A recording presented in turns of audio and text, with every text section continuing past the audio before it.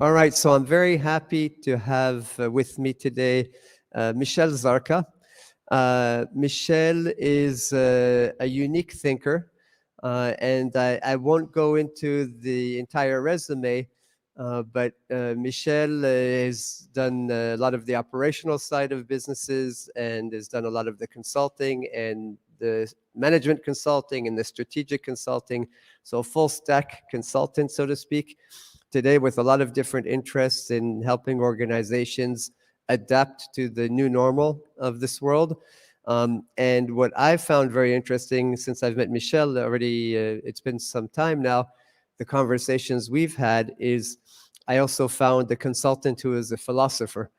And part of his philosophy and his thinking is around this notion of braided organizations that he'll be presenting here tonight.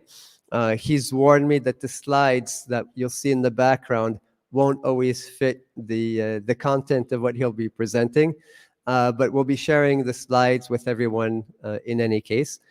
Without much further ado, allow me to introduce and to hand over the microphone to Michel Zarka. Thank you for being here tonight.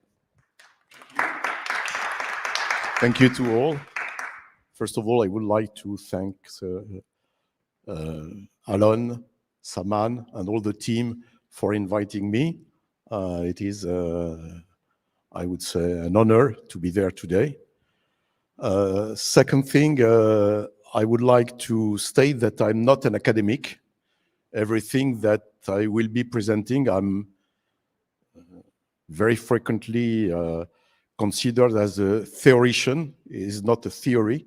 It's the result of practices in many, many companies. It's ideas which came out of many, many consulting situations.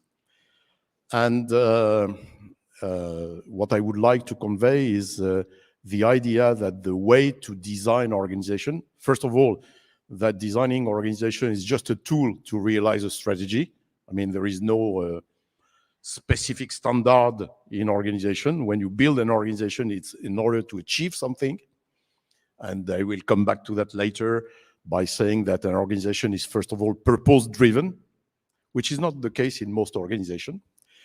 And that the way to build it in the new context with the people who are there, because we really think, very often people are asking me, do we design an organization around people or do we design an organization regardless of people?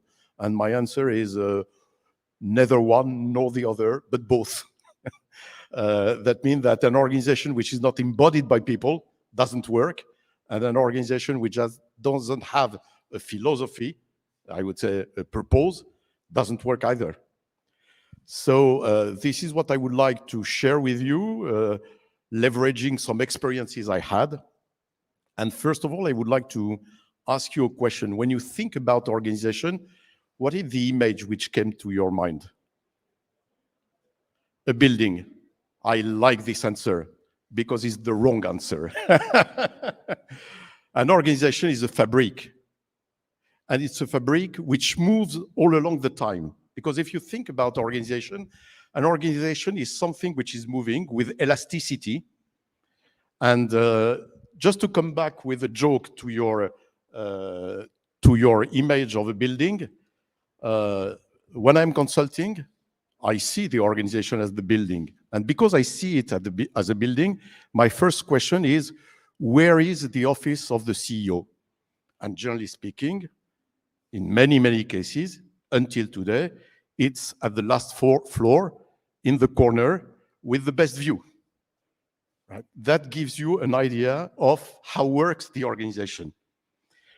Because when you think an organization as a building, you think an organization as either sharing the power across different people or different, I would say, objects, or sharing the competencies around different objects. And you start by dividing it in pieces, which are undoubtedly, all along the time, creating silos. I will come back on that. I try to have both hands working at the same time. you think an organization as an ensemble of silos, and the silos becomes competencies. And if once more you take an image, what is a competence? What is an expert? What letter would you put behind an expert? The letter in the alphabet. No, an I. I. And what does an expert know it's better to do? It's to increase the size of the eye. Right? So to deepen the competency, to deepen the silo. And at the end of the day, there are so many silos that just trying to build them together, because globally speaking, at the end of the day, you sell, produce, develop, whatever you want, a single or multiple products which are just a combination of that, what we call transaction cost, become something which is absolutely inconsistent. The cost of that is much expensive than the value of having very documented or very specific silos. In my view, putting a silo in India, what is generally thought today, we will localize in China or in India the accounting competence, doesn't make sense, because you create another silo with some transactional element. If you think in the digital world today, the question is more to create something which is a software that you can use remote, everywhere, anytime. And that allows people to become responsible for the decision they make. So instead of seeing an organization as a building, you see an organization as a moving fabric. And the moving fabric means a multi-layer fabric, because in an organization, you have long-term purposes, you have medium-term projects, and I'm simplifying, and you have immediate actions, and everything goes at the same time, which means that this fabric, when you see it at the point of time, you can see the heat at one point of the organization. Where do I focus most? Do I focus most on the immediate action, or do I focus most on the purposes on the long term? And you can make a curve of heat, which gives you the heat of your fabric, where you do focus more at a given point of time, and how people are working together. And this is where I wanted to come. First of all, designing an organization, I hope I'm following that. Designing an organization is, first of all, understanding and building a shared view on the ways of working. How do I work? How do we work together? How do we manage the work together? That doesn't mean that you don't have competencies, but how do you integrate, assemble, you take the vocabulary you want, how do you assemble the competencies in order to deliver a given purpose? And the purpose is not necessarily, purpose stands in my, you will see that in the slides when you will have the details, because I'm not unable to present all the slides. You will see that the purposes could be several kinds of purposes. A purpose could be a strategic purpose, a purpose could be a project, a purpose could be an action. But around that, what is important is to build the ways of working. And an organization is, first of all, the design of ways of working. And what I experimented in my life is that when you are at what we call today the top of the organization, you are very frightened to touch the ways of working, because things were going like that for many years, and you are afraid of moving something, although you are obliged because of technology, because of new tools, because of many things. You are afraid of moving things because it's true that when you start moving the ways of working, you start really changing the way your organization is working, the way your organization is delivering.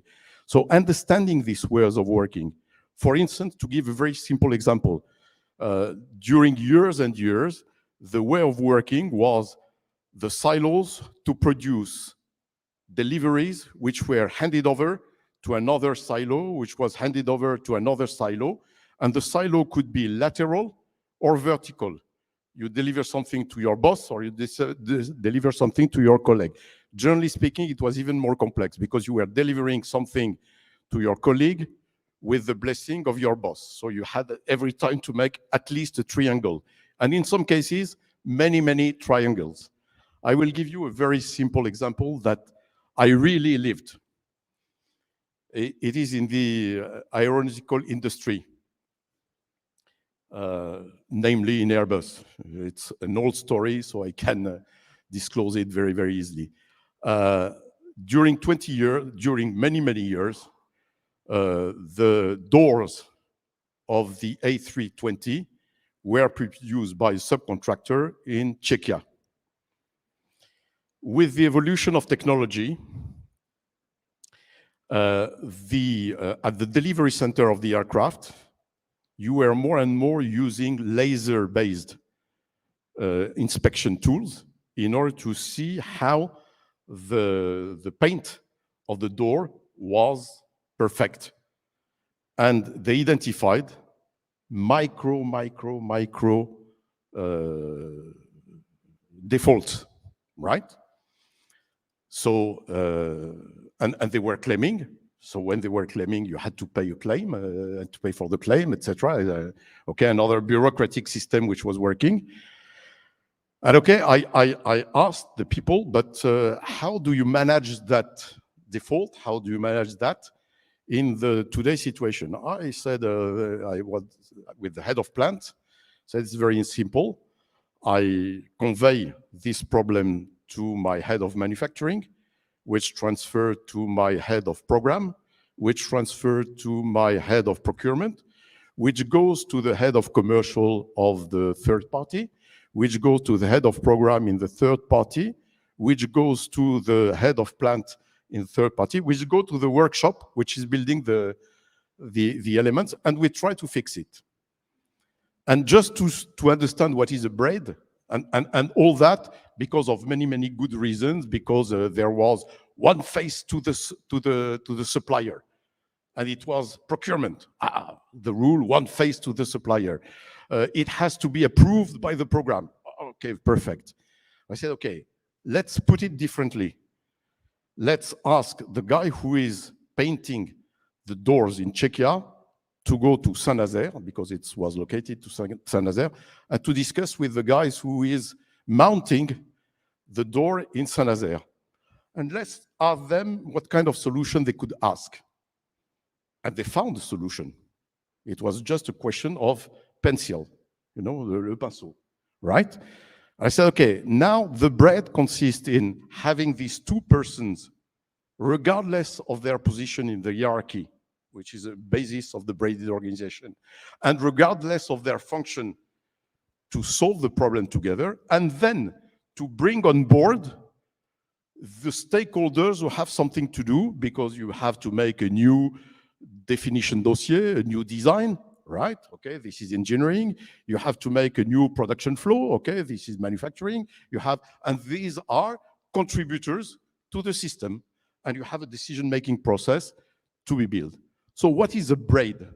We come to the meat of the presentation. What is a braid in a braided organization?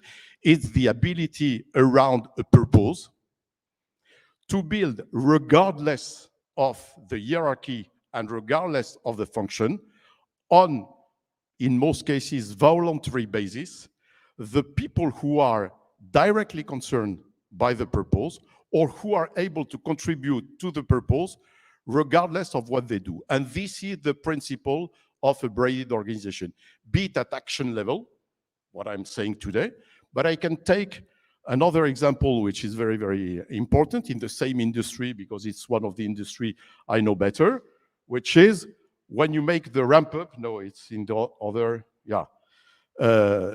Okay.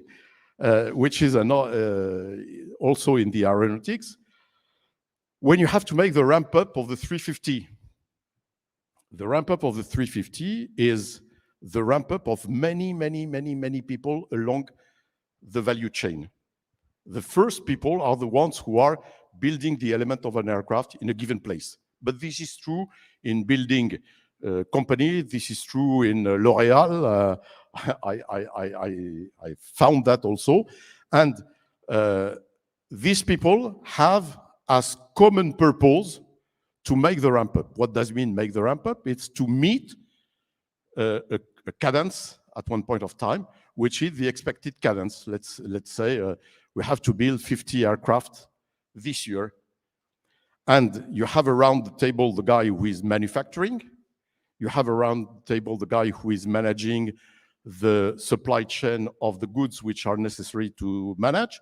You have the quality guy, you have the engineering guy, you have around the table of the delivery center 10 or 12 people who are commonly driven by that purpose. And you ask yourself, what are the contribution of all these people? What is not their roles, but their contribution? How do I contribute? Okay, I'm in the role of purchasing, but I'm contributing in the frame of that ramp up to a certain element of the ramp up, right? So the contribution is much important than the role. The role, to make it very simple, if I'm a purchaser, is I've done everything to make sure that the goods will be delivered at the right place at the right time. So I give you the file which proves that I have done everything. But this is not a contribution, this is your role. Your contribution is to make sure that it's there on the day you have to use it, right? Which is completely different. And in order to make that happen, one of the elements that we have used is to move from something that I hate, the individual performance assessment, to the collective performance assessment. What does it mean? It does mean that if you deliver the 50 aircraft for that given component of the aircraft all together, and we have identified the contributors, and the contributors may call for other contributors, which will make the bread even bigger because they have to rely on other people, regardless from their function and regardless mainly from their position in the organization. Then you state the factor that in order to make sure that the purpose is shared by everybody, you make collective targets. That means that if the 50 aircraft are delivered, everyone will be rewarded. If they are not, no one will be rewarded. And guess what? The reaction at the top level of the company at the first beginning was to go against that idea. Because the head of procurement was saying, but if I do my job role as procurement, why should I be dependent of the quality the guy which doesn't do his contribution? But precisely, this is not the problem. The problem is that we have all together to meet a purpose, to make it a goal. But I prefer the idea of purpose. It's a common destiny, right? Not to be sure that what is in your role, which I do not deny, is perfectly performed, right? So a braided organization is a multi-purpose organization, at least at 3 levels: strategy, projects, actions, which are delivered through teams, multifunctional teams, I call them like that, regardless from the function and from the organization, asking for other contributions in the organization, if necessary, in order to deliver the purpose. This is so, it's a way, it's a principle of way of working, which changes completely the mindset, the culture, the way of working of an organization. And this was the base of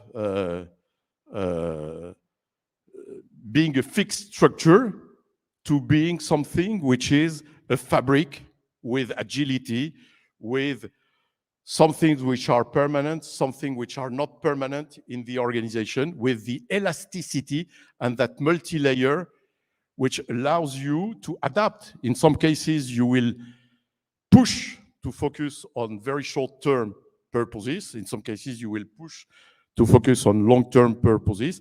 And even people could, by themselves, decide to push in that direction or to push in that direction, which means that you give much more solidarity and much more complementarity and much more power of decision at the working level, but not at the individual working level, at the collective working level. And this is today, and I'm working on that, I was discussing that with Alan just before the meeting, you have today tools which allows to share the knowledge, to share the action, to make all that in a remote mode. And this is something I'm developing, for instance, with Dassault System in the frame of the 3D experience, in order to tool that way of working, and which allow not to have a backside view on what you have done till now, but to have a forward view on what you have to do in order that the fabric focuses on the right purpose, focuses on the consciously chosen purposes at one point of time. So if I take another example, once more I will come back to my eye. I have been working in an organization which is driven by research and development. And the people were, were stuck with the fact that the innovation was not delivering enough. Okay. It happens in many, many organizations. I mean, it's not something which is special. And we went there and we asked two questions. What is today the building and how the budget are distributed? And the building was around the most, I would say, around group of scientists, so experts, all right? And the budget was allocated to that group of scientists. That group of scientists, if you use the classical vocabulary, are, as I said before, experts, so I.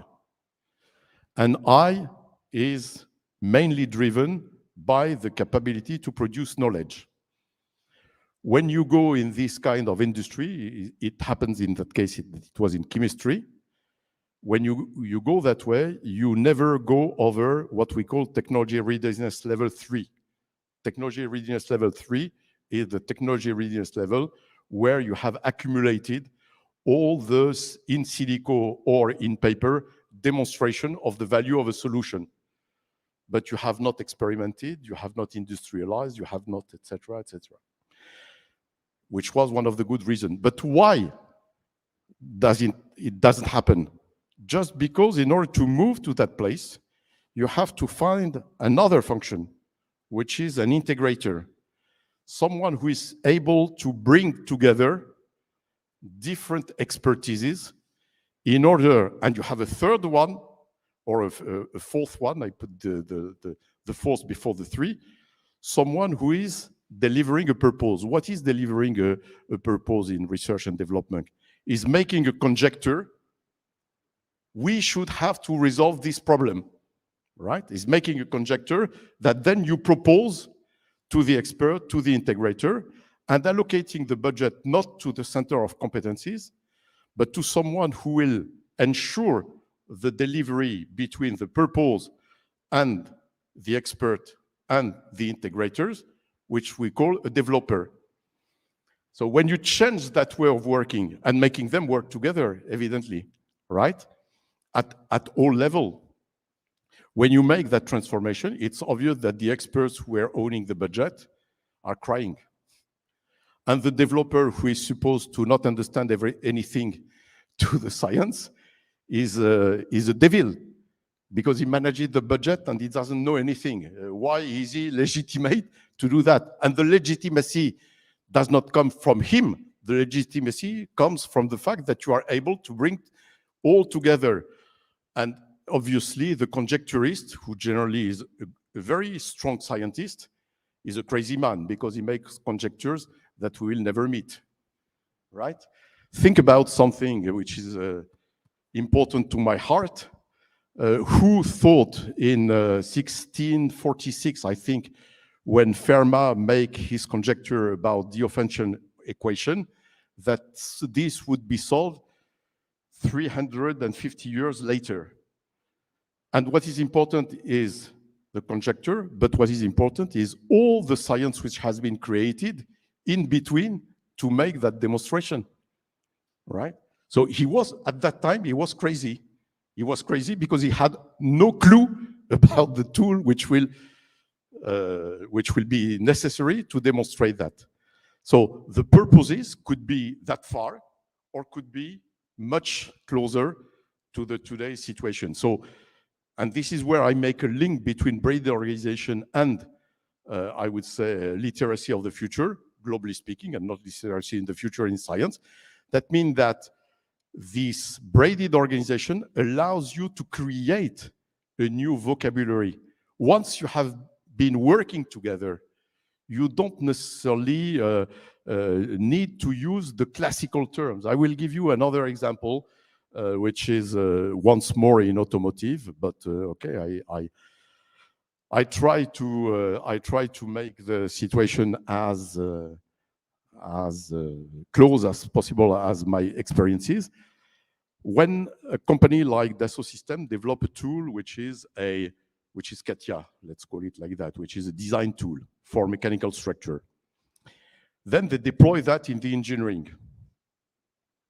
And as it is a tool to develop geometrical elements, people are using the old way of working, which is designers who design and stressmen who are calculating the implication of the design, because there are forces which are coming on the structure, and you have to make the calculation of the structure based on a digital tool. It's obvious that at the end of 3, 4, 5 years, and even today, of using that tool, they say, it's very interesting in order to make the design, but from a competitiveness perspective, it has not bring anything to our job. And it's obvious, why did it not bring anything to the job? Just because you have not thought a new grammar of your competencies.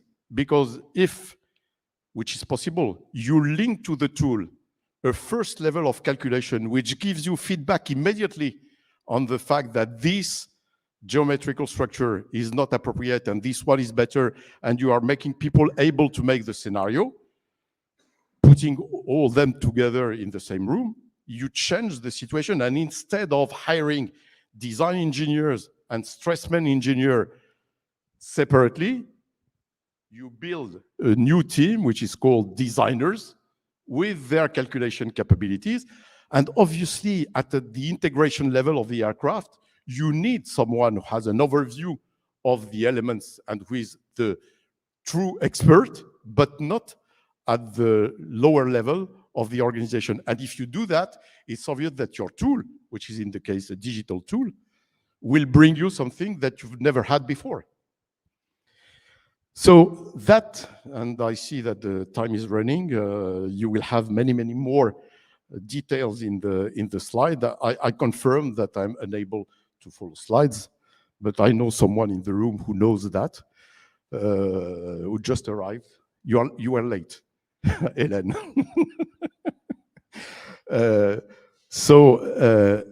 Another element I would like to emphasize is that this way of thinking, these ways of working, requires a major change in leadership.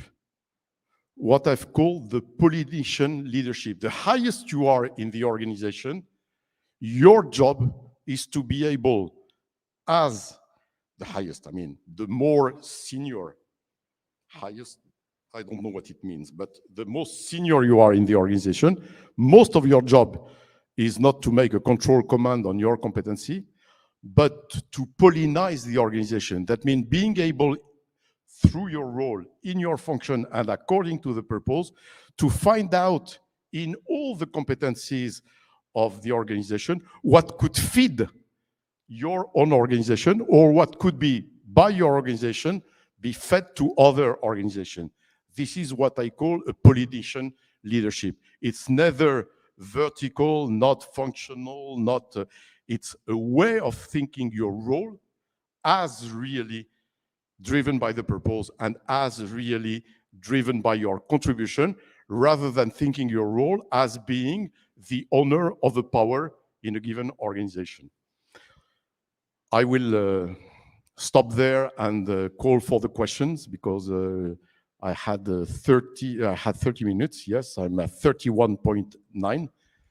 So any question is welcome, and happy to share. So there is a book that I've published with two colleagues. One is named Bill Passmore. He is a professor at Columbia, and the other one was one of my team members, Elena Koshanovskaya, a Russian, Greek, American girl, based on the example I've given in various organizations, ranging from Airbus to Philips to L'Oréal to Schlumberger, to where we have really tried to implement that idea of new organization. By the way, the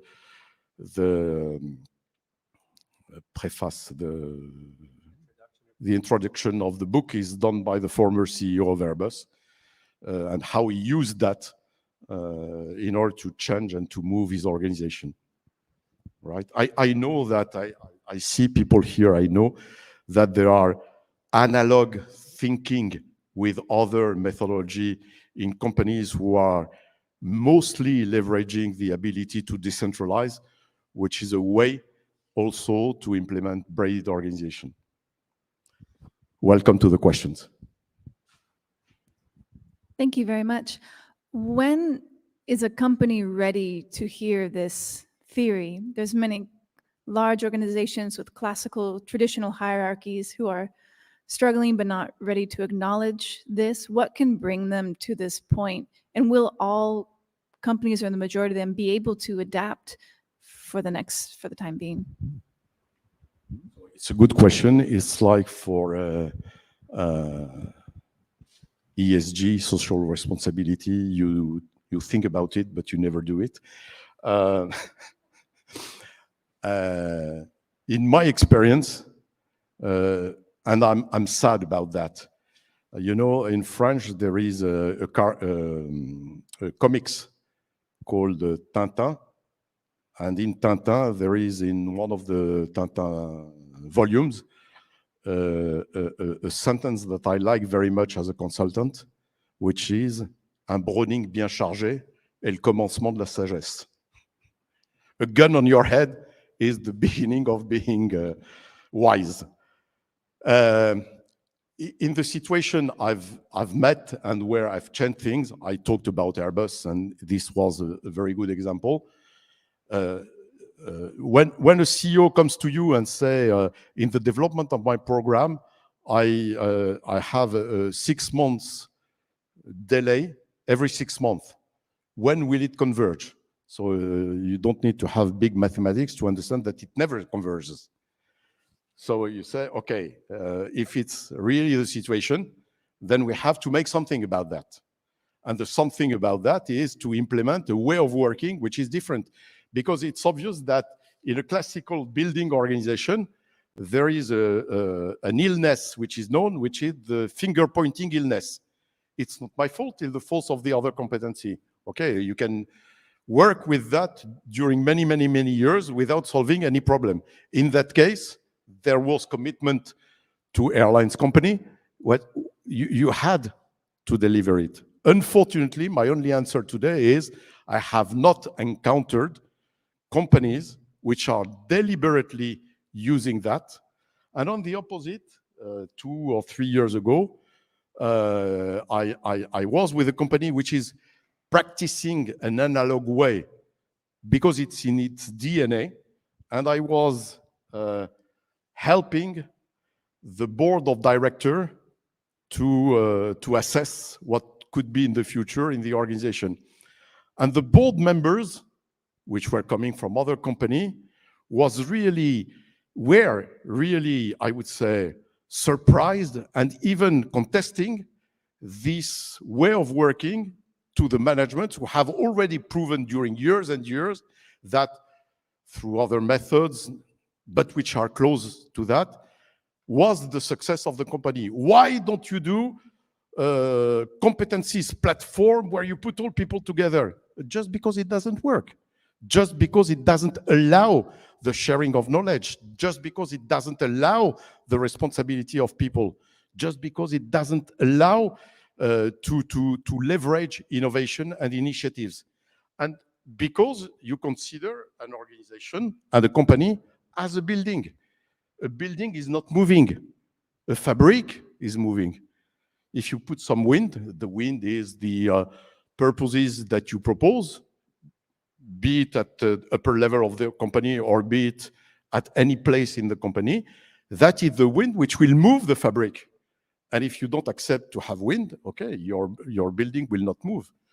But it will really not move. And making what we call classically change management in that situation doesn't mean anything. When you make change management, you just change the rooms in the building and you put the walls in another place. Okay, I move the wall from here to here. Okay, does it change really the life? Michel, maybe just a couple of quick questions to get a better understanding of braided versus other flavors of organization. Like if we think about agile methods and transdisciplinary teams, how does this braided approach of moving from roles to contribution differ from just creating, transdisciplinary teams that are also looking to break the silo effect that you've talked about? Here you ask me to go in more details. I think that multifunctional teams, agile method helps to that, but helps, are the basis. At the end of the day, you build a multifunctional team. The difference is it's not closed, it's open. That means that you can invite more people to contribute. The second element is that you accept to share the knowledge and to acknowledge the contribution. The third difference is that you manage flows in order to manage direct deliveries. But the most important is that because they are closed, in the multifunctional teams that I have experienced, I'm not saying that it's true everywhere, the decision-making process is not owned by the bread. The decision-making process in a multifunctional team requires a blessing from the function to whom you own, which is even the word be owned by a function is to me a little bit strange. Okay, so you have to refer to your boss, and we have made a benchmark, which was not based on Braided organization. We have made a benchmark between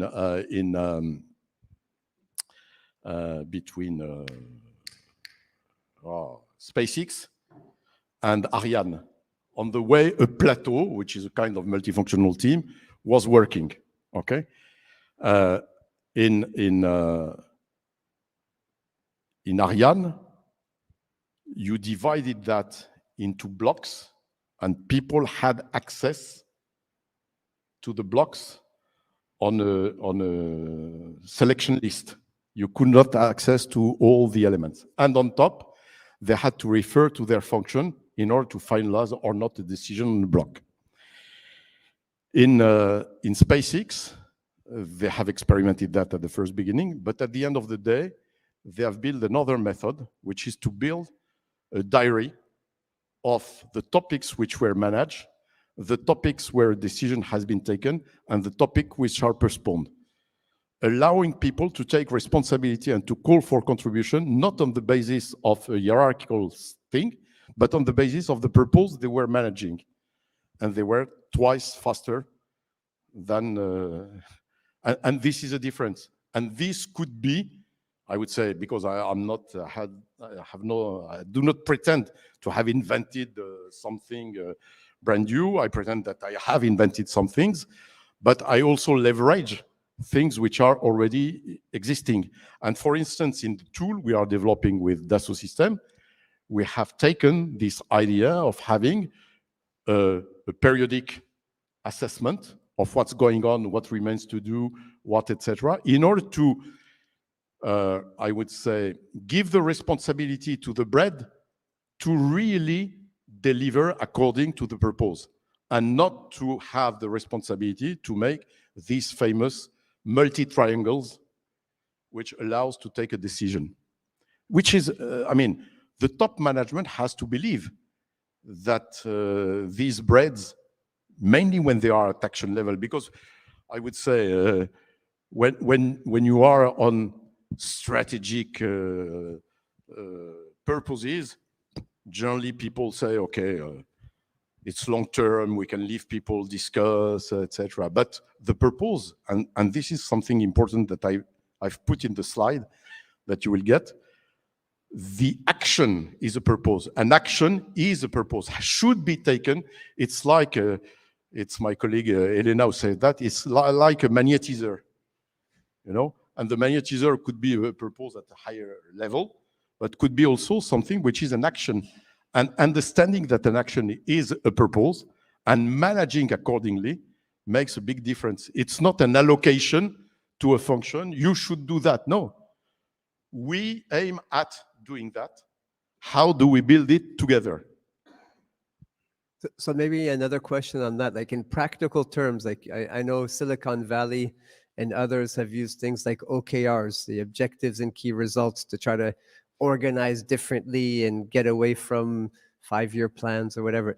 Like, how do you reorganize this organization around contributions, around purposes, rather than around products or services or customers? Or like, it seems like it must be difficult even for people to get their heads around doing things that differently.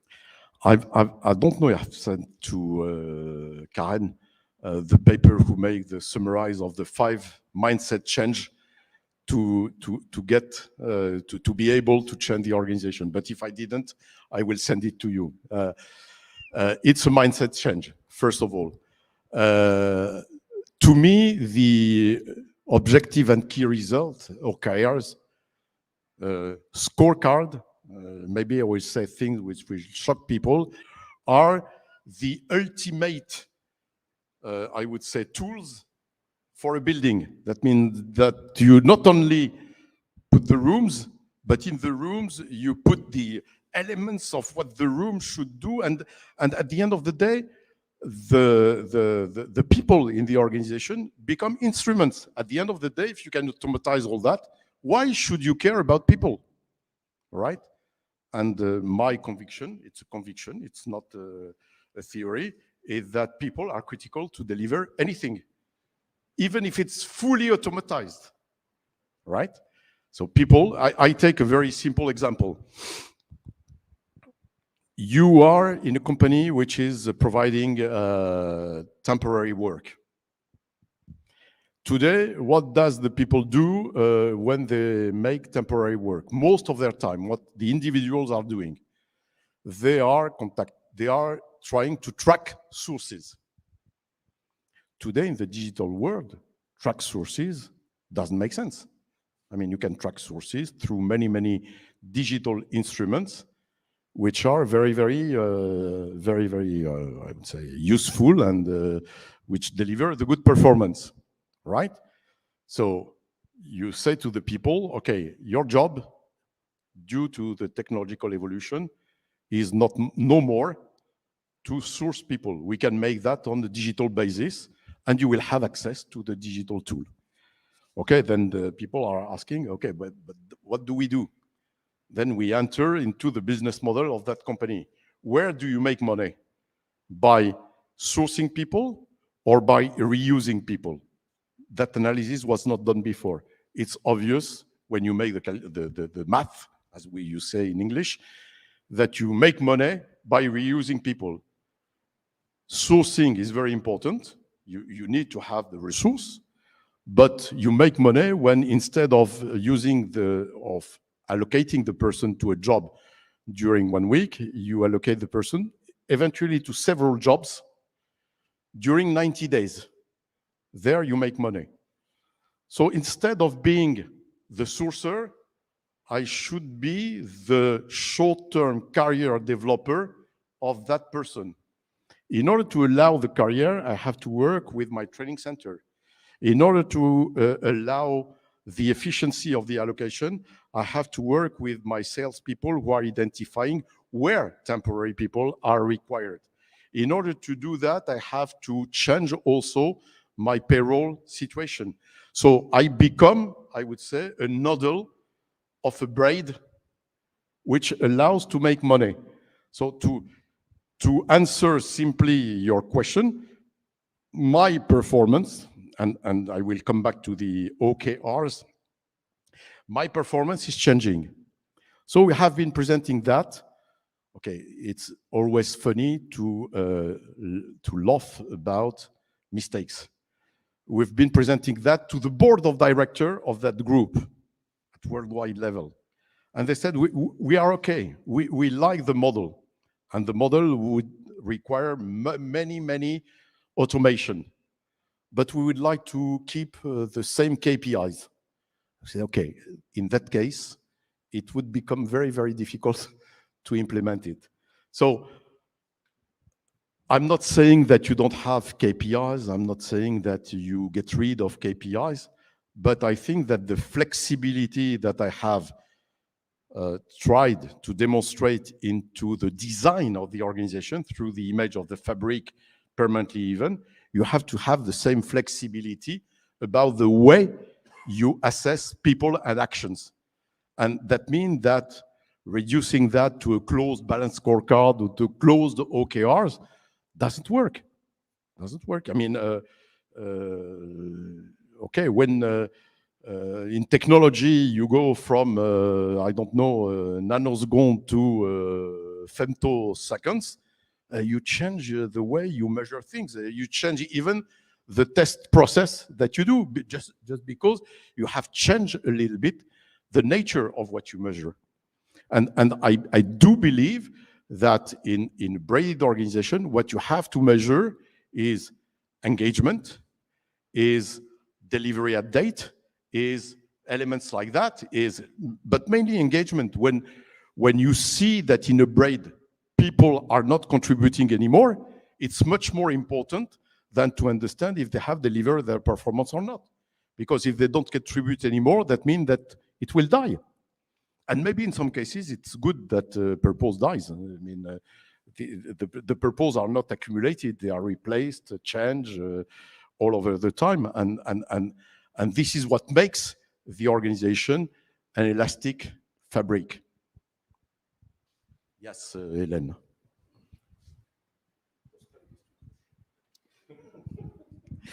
Okay, so a few years ago, I was at a conference and we were discussing the importance of purpose for younger professionals when they choose a job or they want to stay in a job. Do you think that implementing such an organization could help to attract and retain talents?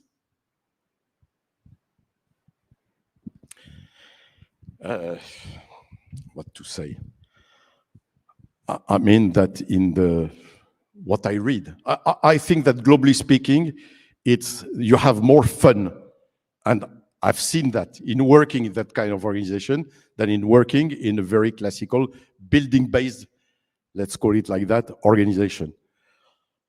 I would not answer yes or no. I say, okay, it is a way to create fun and to create engagement because you deliver you allow people to take much more initiative and you allow people to work together. That means that to create also social network, I mean, social physics inside the organization, independently from you have to stick to that list of value and that list of performance. And if you are not in, you are out. Okay, so it helps. Now, there are many other elements which are linked to equilibrium between work life and personal life. There are many elements about the content of the job that you do, which are influencing that. I try to make sure that there is no, I would say, algorithmical situation for this kind of answer. I mean, if you do that, then you will have that. No, if you do that, you allow to have more fun, more initiative, more responsibility, more collective sense, more collective sense, more collective sense. Does it help to create a work environment which is better? Certainly, yes. But this is not the only element of influence. And maybe so talking about elements of influence, it sounded like the way you presented things earlier, like the key role here are the integrators now that do the connection, kind of the synapses of the organization. What kind of qualities do we look for these integrators? Are they more like T-shaped because they have a little bit of expertise and they can make the connections, or are they just really good facilitators? What's the key success factor there? No, the first key success factor remains to be able to understand the expertise and to assemble them. I mean, an integrator is an architectural role, first of all, which I make a little bit different from a Polynesian role, which is more at an upper level, a management role. So an integrator is someone who is able, out of the existing, I would say, of the existing contributors, to bring together something to the purpose. So the integration is an architectural role, and you have to find them. I mean, I found architectural role does not necessarily lies at the upper level of the organization. It may lie in many places in the organization. So this is, to me, the first characteristic, that capability to build an architecture. It's obvious that there are also behavioral elements, being able to listen, being able to accept, and this is something in the organization which is very frequently unacceptable, to say something day one and to say day two, I was wrong yesterday, I change, right? If an integrator is not able to do that, he will not be a good integrator, because its listening capability about the capability of building that architecture doesn't make sense, right? So you have, I would say, a hard skills, which is this architecture capability. And this architecture could be in services, could be in industry, could be anywhere. I mean, it's really an architectural capability. And you have some behavioral elements which are linked to that in order to be a good architect. A good architect is not the one who does the right design. It's the one who does the design who meets the purpose. It's something also which is important in this case. There is no wrong or right decision. There is a decision which has been taken in the frame of a braid conscientiously by the people. Then you have, it's obvious that you have layer of decision, and that some decision are not taken at the braid level or are taken at an upper braid level. If you make a kind of hierarchy between action, projects, and strategy, it's obvious that there is a way of connecting them, but it's not a simple graph. It's what we call in mathematics a planar graph, where you can have several routes to come back to the nodal and several routes to go back to the next nodal. Yes, thank you, Michel. So I have a question, please, regarding cross-pollination. I mean, getting back to that. What you explained beautifully reflects what technologies like distributed ledger technologies are sort of enabling, or decentralized autonomous organizations, DAOs, and the governance system of tokenized economies, basically, by eliminating the middleman, because here also by eliminating the role of the hierarchy in terms of facilitating that transaction across sectors or silos. So that is exactly what blockchain is also doing by eliminating that middleman and, you know, getting things done peer-to-peer. That is like the basic like ethos of blockchain. So I was wondering if you have across projects that are leveraging blockchain technology as in order to digitally braid the organization around the concepts of organizational structure and leadership that you're explaining? So the answer is that up to now, no, right? But I mean, what you say about blockchain, that we have, for instance, many years ago, I was invited in a conference in London, where for how do they call that? Financing all the logistics and making the clearance at the borders and things like that was a nightmare, because each country has its own policy, rules, etc., and the tariffs are not the same. And even if you add on that the ethical assessment of a given good is not the same, etc. And the question was, okay, we cannot braid all that.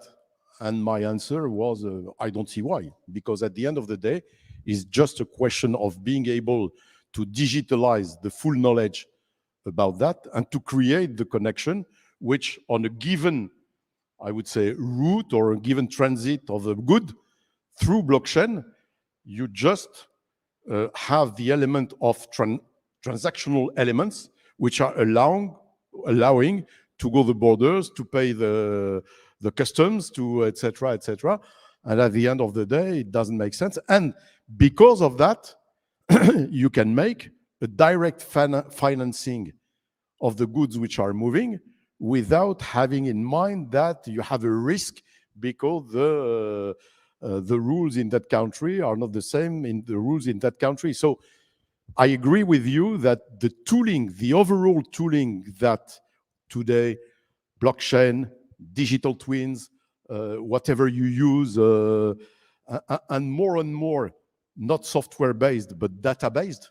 That means that data talking to data and not software automatizing or automizing the work of a given person, allow today to make many things that you even did not think about before.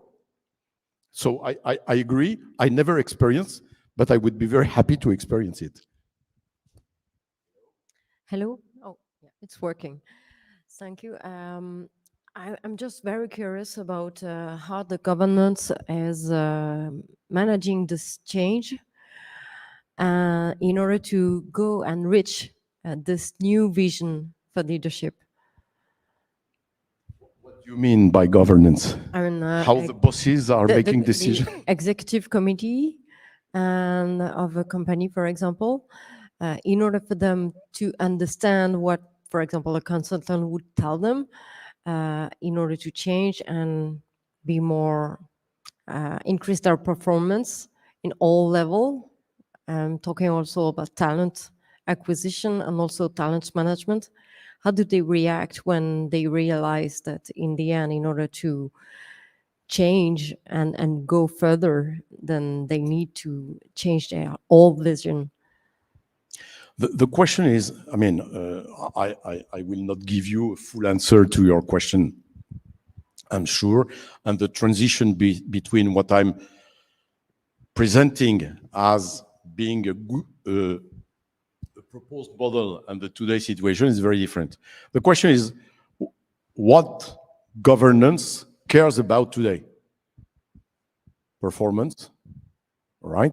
So quarterly results, which is quite far from purposes.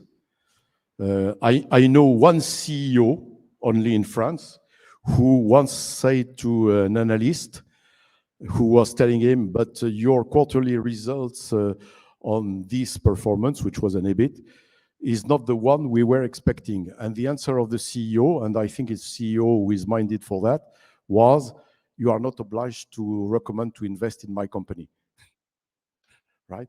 That means that it requires a better understanding of what you govern, what kind of performance you govern, what kind of, I would say, key factors, which are mainly the ways of working, the delivery, you govern in your organization. I mean, it requires to go out of the control command system, to accept the diversity and to accept this kind of foisonnement, how would you say that in English? Multiplication, and then to be able to stop. What is important is to stop or create wind about new kind of purposes, accept or not. This is the role really of governance. I mean, a boss is not the best worker in the organization. He is there to give energy. He's there to make sure that people are engaged around that energy. And he's there in order to make sure that the company is sustainable. There are, I've made an analysis, by the way, using that methodology about, I would say, a company which is driven by a quarterly result-driven CEO will not be prepared to have that organization. A company which is, I would say, to take financial issue, governed by the total shareholder return, may have the capability to accept that. So that means that you need to refresh also what governance is about. And if governance is just about managing, it's the typical is the OKRs, because when you put the OKRs, then you put an assessment system around the OKRs, then you put a report system, then you put a financial control system, and then you create the bureaucracy, which will, at the end of the day, lose the purpose, because you manage for the performance. I fully understand that I have not given a full answer to your question, right? Because it's a very vast question, but yes, it changes the way you think about the performance, the way about you think about the governance. What do you govern? What do you govern? And also, what is the dialogue that you can establish with your board of directors?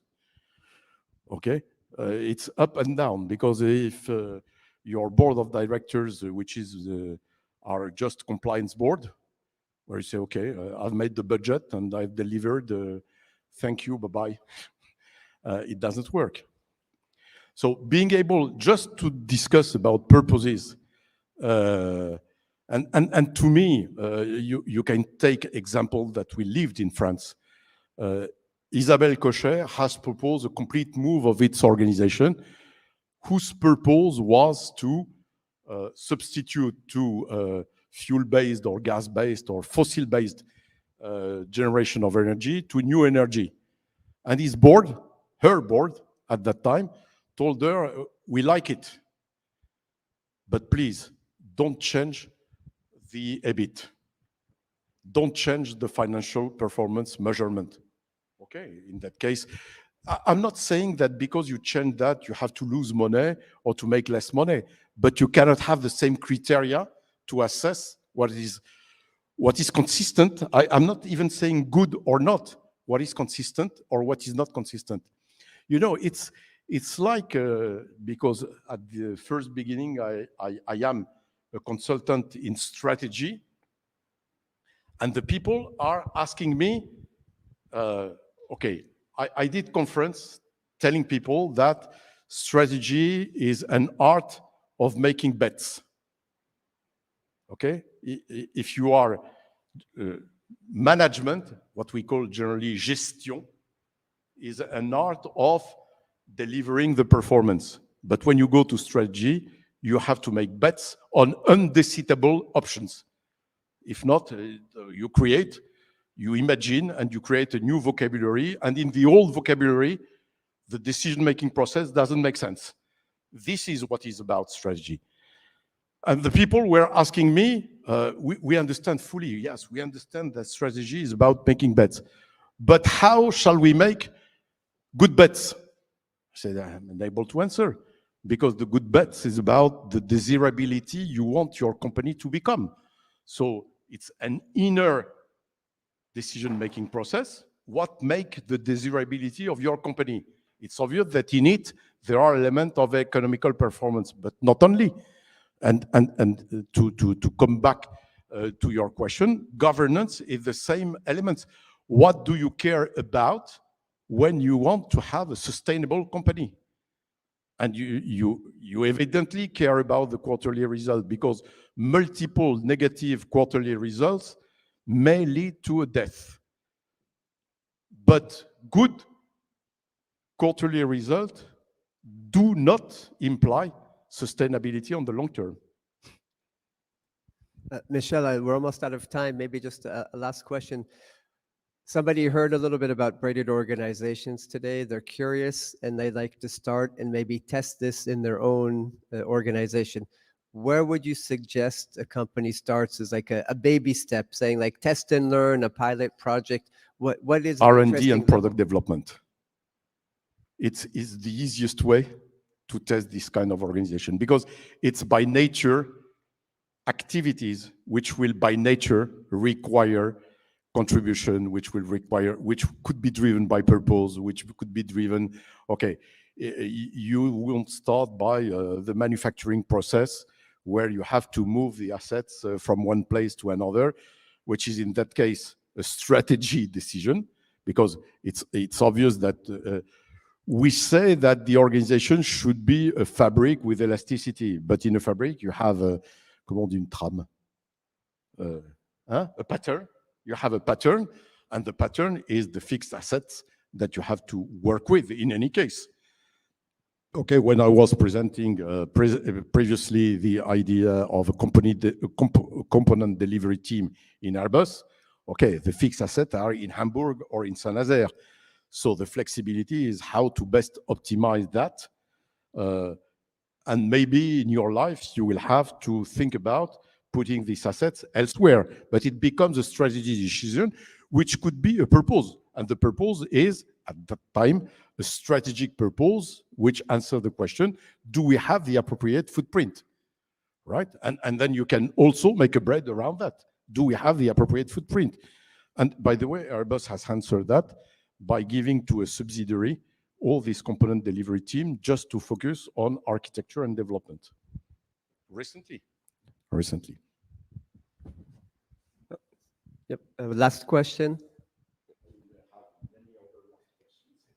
Is there are there companies that you can say this is a braided organization, or is it sort of a utopia, something that we're still trying to thrive to achieve? I think that there is one company, which is a company which is named in the book, that is close to that. And this company is Dassault Systèmes. Dassault Systèmes, the provider of softwares for industry. They are close to that. And this is the reason why we are developing with them a kind of tool which could be addressed to many other companies. And by not contradiction, but just to make things clear, I don't think that the Silicon Valley companies are braided. I don't think at all, right? In some cases, for some projects like SpaceX, they have used a braided way of working, but it's not a braided organization. In order to have a braided organization, you have to have a profile for come back to your governance, for the CEO. And I see I've classified the CEO in 4 groups. So in order to have a braided organization, you have the most difficult one, which is to have a CEO who is a prophet, right? Because what brings the prophet is that he launches many purposes. And if he is not a dictator, which is the dark side of a prophet, then the organization could be a braided organization. And this is why I think that Dassault is that way. Because Bernard Charles is a prophet, and I would say a poor dictator. And the second one is the expert. In that case, no way to make a braided organization. The one who thinks that he knows better than anyone else in the organization. The third one is the team leader. The CEO who thinks that his main job is to make his team around him work together and leave them many, and then to cascade that to his own team. This is a very good profile to make a braided organization. And If you take companies like Auchan, etc., even not knowing the word of braided organization, they have experimented things which are close to that because it's in their mindset. And I wouldn't say the worst one. The other not good is the quarterly driven CEO, the quarterly driven performance CEO, because it doesn't make sense to follow the quarterly results, which are in the OKRs, which are in a way which are immobilizing, if I may, the building, and to accept the elasticity.